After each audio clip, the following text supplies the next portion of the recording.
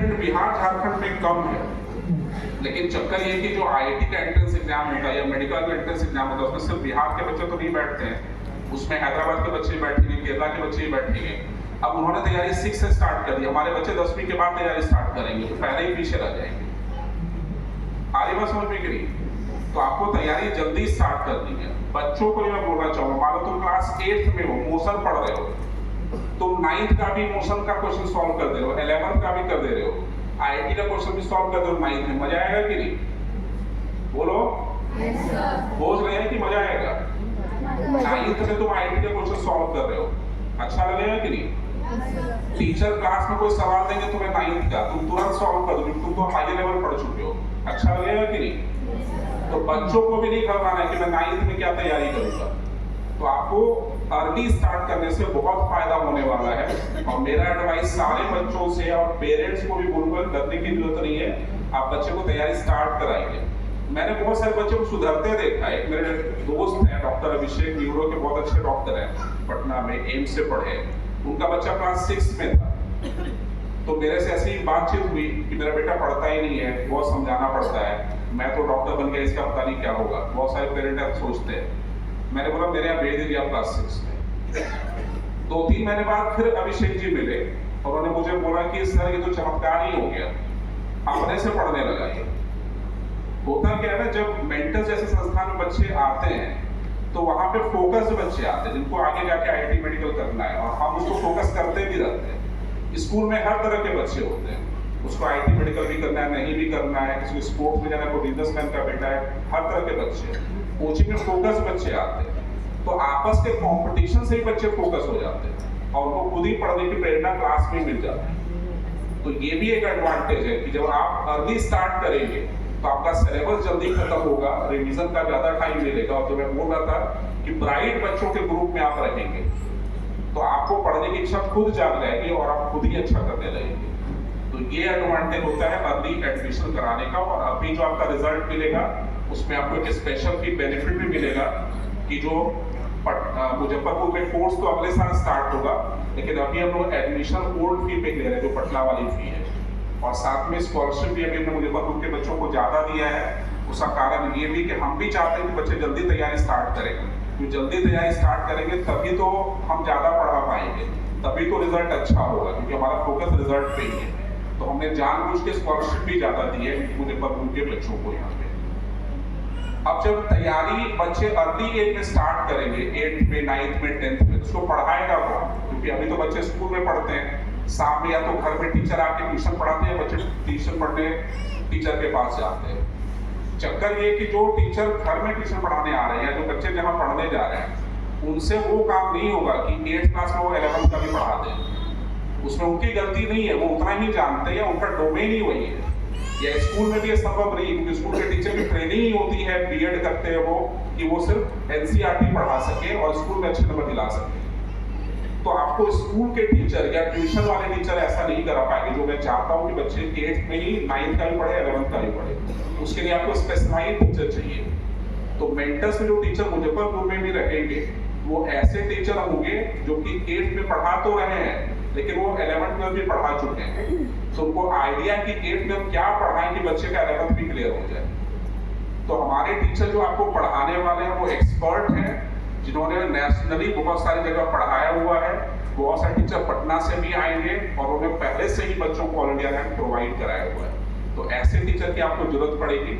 Tuition पढ़ा के वो काम नहीं होगा कि बच्चा 8th में और मैथ्स ओलंपियाड का सवाल सॉल्व कर ले। वो 8th का तो कर लेगा, लेकिन मैथ्स ओलंपियाड का जो सवाल होगा 8th का वो नहीं कर पाएंगे बच्चे। तो उसके लिए आपको स्पेशल ट्रेनिंग और स्पेशल टीचर की जरूरत पड़ेगी। हम लोग जो पढ़ाते हैं उसका तरीका यही होता है कि पहले हम लोग बेसिक पढ़ाते हैं। जैसे हमने बच्चा क्लास 8th में, 9th में, 10th में, 11th में, हम लोग पहले उसको बेसिक पढ़ाएंगे, एनसीईआरटी लेवल कवर करेंगे, फिर हायर लेवल पढ़ाएंगे, फिर हाईएस्ट लेवल तक जाएंगे। तो ग्रेजुअली बच्चों को अपडेट किया जाता है। और एक हमारे कॉन्सेप्ट है यूनिफॉर्म टीचिंग का। बहुत सारे बच्चों को पेरेंट्स का ऐसा लग सकता है कि मुजफ्फरपुर में उतनी अच्छी पढ़ाई नहीं हुई जितना अच्छा पटना में होगा। तो ये भी मैं आपको यहाँ पे समझाना चाहूंगा। ऐसा नहीं, पटना में हमारे 1 ब्रांच है, पटना में भी 6 ब्रांच है हमारे। तो हर जगह वो एक जैसा ही पढ़ाते हैं। और ये मेरे बोलने से नहीं होता है, उसका एक साइंटिफिक वे होता है। जो भी टीचर पटना में है या मुजफ्फरपुर में या बोकारो में है, भागलपुर में है, गया में है, वो सारे टीचर को लेक्चर नोट्स दिया जाता है। हर टीचर को वीडियो लेक्चर दिया जाता है। जैसे मैं पढ़ा रहा हूँ तो मेरा नोट्स और मेरा लेक्चर हर फिजिक्स टीचर को होगा। ऐसा नहीं कि मैंने ही बनाया होगा, सब मिल के बनाते हैं कि बच्चों कैसे पढ़ाएंगे ताकि IIT और मेडिकल में उनका सिलेक्शन हो सके। तो फिजिक्स का, मैथ्स का, बायोलॉजी का हर का लेक्चर नोट्स बना होता है जो टीचर के लिए होता है। वीडियो होता है जो टीचर के लिए होता है, उससे टीचर पढ़ाते हैं जाके क्लास में। तो मुजफ्फरपुर के टीचर भी वैसा ही पढ़ाएंगे जो कि पटना के टीचर पढ़ाते हैं, कॉमन टीचिंग हो रही है। किताबें हर बैच में सेम होगा, चाहे पटना का ब्रांच हो, बोकारो का हो या मुजफ्फरपुर का हो। हर जगह कॉमन टेस्ट होगा। कुछ टेस्ट तो लोकली भी होता है, लेकिन बहुत सारे टेस्ट कॉमन होते हैं हर सेंटर पे। All India test series common होता है। डाउट की सुविधा हर सेंटर पे लोग प्रोवाइड करते हैं। तो आपको ये भी नहीं सोचना है कि मुजफ्फरपुर में पढ़ाई कैसी होगी, आप घर पे रह के आराम से पढ़ सकते हैं, क्योंकि हमारे लिए रिजल्ट इंपॉर्टेंट है और वो अच्छा पढ़ा के ही आएगा। किताबें कौन सी बच्चे सॉल्व करेंगे, तो फिर यही दिक्कत होगा कि आप बोलेंगे आपकी सर आप तो बोले 8th क्लास में 9th भी सॉल्व कर लो, 11th भी सॉल्व कर लो, IIT भी सॉल्व कर लो, मेडिकल भी सॉल्व कर लो। तो इसके लिए तो 8th का किताब भी खरीदना पड़ेगा, 9th का भी, 11th का भी, IIT का भी, मेडिकल का भी। क्या बच्चा पांचों किताब सॉल्व करेगा हर चैप्टर में? तो उसकी जरूरत नहीं है, वो हमने कर दिया है। वो पांचों किताब मिला के हमने मेंटर्स का स्टडी मटेरियल बनाया हुआ है। बच्चों को कोई किताब नहीं खरीदनी है, यही किताब खरीदनी है। और खरीदनी चाहिए, बच्चों को जो पढ़ेंगे उनको फ्री में दिया जाता है, उसके लिए अलग से चार्ज नहीं दिया जाता है। बच्चे सिर्फ NCERT बुक खरीदेंगे अपने स्कूल का, बाकी सारी किताबें मेंटर्स प्रोवाइड करेंगे, चाहे बच्चा 8th पे हो, 9th पे हो, 10th पे हो, 11th पे हो। और हर बुक में आप देख भी सकते हैं हमारे सेंटर पे जाके, बुक में NCERT का अलग से चैप्टर होता है, जेई मेन का अलग से चैप्टर होगा, जेई एडवांस का अलग से चैप्टर होगा, नीट का अलग से चैप्टर होगा। तो 8th की बुक में आपको जेई एडवांस का क्वेश्चन भी दिख जाएगा, 8th की बुक में आपको नीट के क्वेश्चंस भी दिख जाएंगे। तो आप अर्ली एज से ही प्रैक्टिस आपकी स्टार्ट हो जाएगी, क्योंकि ये बुक अपने आप में सफिशिएंट होता है, एग्जॉस्टिव थियरी होता है, डेली प्रैक्टिस प्रॉब्लम होता है, मल्टीपल एक्सरसाइजेज होते हैं। यही आपको करना है, बाकी आप NCERT बुक करेंगे। जितने भी क्वेश्चन हमारी किताब में होगा, मान लीजिए हमने 9th चैप्टर का किताब दिया, उसमें 50 सवाल है, 50 क्वेश्चन के वीडियो सोल्यूशन आपको अवेलेबल होंगे। जो क्वेश्चन आपसे नहीं बनता है, मेंटर्स का जो ऐप है मी डिजिटल, वो आप डाउनलोड करेंगे, उसमें हर क्वेश्चन का सॉल्यूशन दिया हुआ है। नहीं समझ आप वहां से क्वेश्चन सॉल्व कर सकते हैं।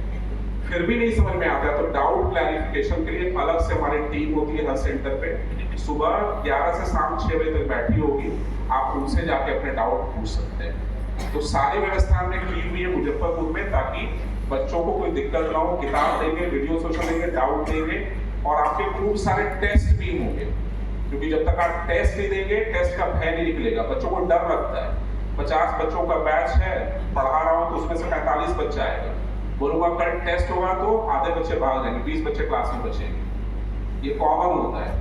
लेकिन मैं बच्चों को बोलना चाहूंगा, टेस्ट से डरना नहीं है आपको। जितना आप टेस्ट को फेस करोगे ना, उतना आपका कॉन्फिडेंस बढ़ेगा। शुरू में उसका नंबर कम आए तो घबराना नहीं है, आप बार बार टेस्ट होगी, आपकी प्रैक्टिस बढ़ेगी और स्कोर भी बढ़ेंगे। तो हर मंथ टेस्ट होता है, उसका 2-3 महीने पे फेस टेस्ट होता है, ऑल इंडिया टेस्ट सीरीज होता है, एड ऑन टेस्ट होता है, और स्कूल या बोर्ड पैटर्न के सब्जेक्टिव टेस्ट भी कराते हैं ताकि बच्चे उसमें भी अच्छा परफॉर्म करें।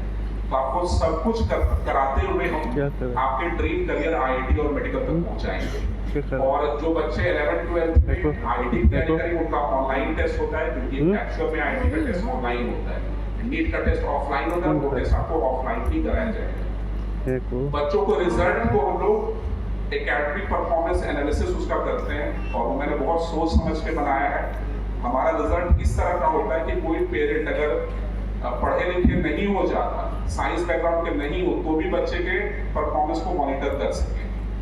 तो वो आप अपने मोबाइल पे देख सकते हैं बच्चों का रिजल्ट। जैसे रिजल्ट आएगा आपको मिल जाएगा, उसमें आप देख सकते हैं आपके बच्चे ने कौन सा क्वेश्चन सही किया, कौन सा गलत किया। अगर गलत किया तो उसका सही आंसर क्या है, सारा डिटेल आपको वहाँ पे मिलेगा, और आप बच्चों को उस हिसाब से काउंसल कर पाएंगे। जो बच्चे मेंटर्स में पढ़ते हैं उनको ऑफलाइन पढ़ाते हैं, और मेरा स्ट्रांगली मानना है कि बच्चों को रिजल्ट चाहिए तो ऑफलाइन पे ही डिपेंड करना चाहिए। लेकिन ऑनलाइन की सारी सुविधाएं हम बच्चों को फ्री में देंगे मुजफ्फरपुर में, क्योंकि हमारा फर्स्ट ईयर है, आपको अलग से कोई चार्ज नहीं देना है। तो हम लोग सारी व्यवस्था फ्री करके रखेंगे ऑनलाइन की। करते क्या हम लोग कि हमारे हर क्लासरूम में डिजिटल बोर्ड लगा होता है, सामने कैमरा लगा होता है, टीचर जो भी पढ़ाएंगे वो रिकॉर्ड होता रहेगा, टीचर जो भी लिखेंगे वो भी रिकॉर्ड होता रहेगा। जैसे ही क्लास खत्म होगी आपको क्लास की रिकॉर्डिंग, टीचर का हाथ से लिखा हुआ नोट्स आपके मोबाइल ऐप पे आ जाएगा, जो आप बाद में यूज कर सकते हैं रिवीजन पर्पज से। ठीक है, तो ये सारी सुविधाएं हम लोग बच्चों को पढ़ा रहे हैं, दे रहे हैं यहाँ पे। डिजिटल रूप पे पढ़ाई होगी, क्लास की रिकॉर्डिंग मिलेगी, क्लास के नोट्स का PDF मिलेगा, और जो भी टेस्ट है वो आप मोबाइल ऐप पे भी दे सकते हैं। और डिजिटल लाइब्रेरी का मतलब होता है कि जितनी किताबें हम देंगे आपको, जितने वर्कबुक देंगे, वो सब आप मोबाइल में भी पढ़ सकते हैं, टैब में भी पढ़ सकते हैं। ठीक है, तो ये सारी सुविधाएं भी आपको मिलने वाली है। बाकी किसी भी तरह की प्रॉब्लम होती है तो हमारे एक अलग डिपार्टमेंट है हेल्प सेशन, वहाँ पे आपके बच्चे मिल सकते हैं, पेरेंट मिल सकते हैं। रेगुलर वो पेरेंट टीचर मीटिंग करते हैं ताकि बच्चों की परफॉर्मेंस को डिस्कस किया जा सके, और वो स्कूल के हिसाब से करते हैं हम लोग। ठीक है, और ये बहुत इफेक्टिव हमारा सिस्टम है पेरेंट टीचर मीटिंग। सेमिनार्स जैसे अभी हम लोग कर रहे हैं, वैसे सेमिनार हमारे एनरोल्ड बच्चों के लिए भी होता है। इसमें हम स्मार्ट स्टडीज, क्वेश्चन पेपर को अटेम्प्ट कैसे करना है, नोट्स कैसे प्रिपेयर करना है, रिवीजन टेक्निक क्या होगा, ये मैं और जो एक्सपर्ट टीम है वो बच्चों को गाइड करते रहते हैं टाइम टू टाइम, ताकि बच्चों को किसी तरह का दिक्कत ना हो और मोटिवेटेड रहे सालों भर। जितनी भी सुविधाएं मिलनी चाहिए बच्चों को, चाहे AC क्लासरूम हो, RO वाटर हो, ट्रांसपोर्ट की फैसिलिटी और हॉस्टल की, तो वो सारे बच्चों को हम यहाँ प्रोवाइड करेंगे मुजफ्फरपुर में। और अच्छी पढ़ाई के साथ साथ पूरा अच्छी व्यवस्था भी बच्चों को मिलेगी यहाँ पे। एक चीज इंपॉर्टेंट है यहाँ पे जानना बच्चों के लिए, कि जैसे मेंटर्स में मैंने तुम्हें 2-3 चीज बताया है ना, कि तुम्हें जल्दी तैयारी स्टार्ट करनी चाहिए क्लास 8 से, क्लास 6 से, क्लास 9 से ही, और जो बच्चे इस बार 10 दे रहे हैं उनको तो तुरंत तैयारी स्टार्ट कर देनी चाहिए। लेकिन इंपॉर्टेंट ये कि आपको पढ़ाई खुद ही करनी है, जो मैंने शुरू में बताया, तो आपका रोल सबसे इंपॉर्टेंट हो जाता है बच्चों, है ना। जैसे सौरभ सर ने बताया आपको शुरुआत में कि मैंने ऑल इंडिया रैंक 1 को पढ़ाया आनंद सर ने, ऑल इंडिया रैंक 2 को पढ़ाया आनंद सर ने, बच्चे भी बोल रहे हैं कि मुझे आनंद सर ने पढ़ाया। लेकिन बहुत सारे ऐसे भी बच्चे होंगे जिनको मैंने पढ़ाया है, उसका रैंक 1, 2, 3, 4 ना आके 10,000 रैंक आया होगा। बहुत सारे ऐसे बच्चे भी होंगे जिनका रैंक ही नहीं आया होगा, हो सकता है वो सिलेक्ट ही नहीं हुए होंगे। Am I correct or not? बोलो। अब होता है कि एक ही क्लास में पढ़ा रहे हैं, उस क्लास में 50 बच्चे अगर बैठे हैं, तो एक आ गया उन्हें रैंक 1, दूसरा आ गया 500, एक आ गया 10,000, और एक का सिलेक्शन ही नहीं हुआ। जबकि पढ़ा वही टीचर है, किताब वही मिल रहा है, डाउट की सुविधा वही है, टेस्ट वही हो रहा है, तो गलती किसकी तरफ से हो गया बताओ? किसका रोल इंपॉर्टेंट है?